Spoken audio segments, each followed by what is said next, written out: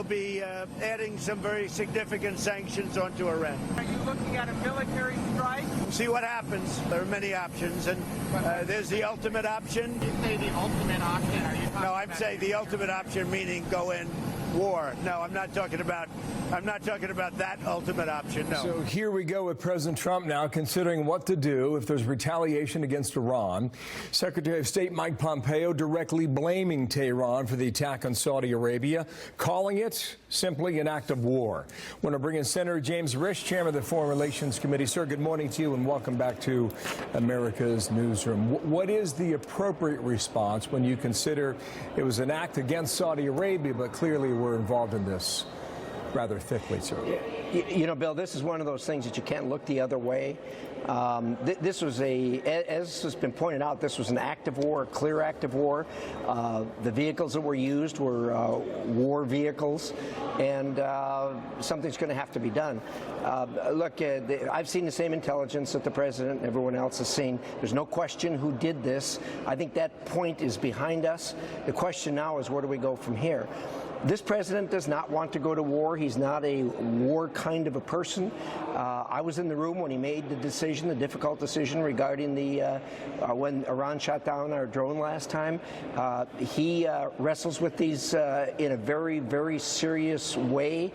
Doesn't want to do this, but as he has pointed out, sometimes you wind up having to do stuff you don't want to do, and the Iranians keep pushing in that regard. This was a serious act of pushing the envelope about as far as it can be pushed without having kinetic response. You say you were in the room when the drone was hit. No, excuse me, when the decision was made regarding the response to the drone. Okay, now here's what Politico writes about that. John Bolton was in New York this week. I'll read the quote in the paragraph. It says, during Wednesday's luncheon, Bolton said the planned response had gone through the full process. Everybody in the White House had agreed on the retaliatory strike, but, quote, a high authority at the very last minute, without telling anyone, decided not to do it, Bolton complained. I assume that to be the commander-in-chief. No question about that. Look, the way this was done is the president had a number of us from the Hill up. In the room he had his national security advisor, he had the CIA, he had the chief, the head of the Joint Chiefs of Staff, he had the Secretary of State in the room. He went around the room, asked each of us what we thought, what the response should be. He played devil's advocate. He was very serious about it. He was very somber about it. And look, this is a man who understands the consequences of what he has to do as a commander-in-chief. Part of the point that Bolton makes, though, is that we didn't take action then, and that is part of the reason why Iran continues to act out. I don't know if you necessarily disagree with that. I think it comes back to a question as to whether or not, is this a question for us to respond to, or is it Saudi Arabia? Here's what Jack Keane told Martha about this last night. Here, just watch here, Jack.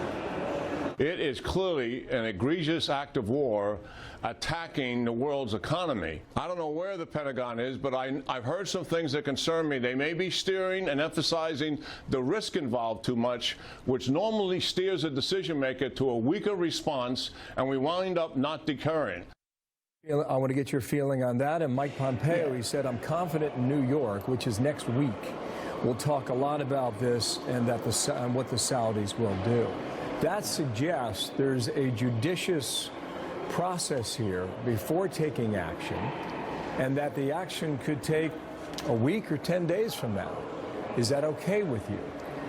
Well, of course it's okay with me. I think when you're talking about kinetic action, it needs to be well thought out, short of being in the heat of battle. Look, this event occurred.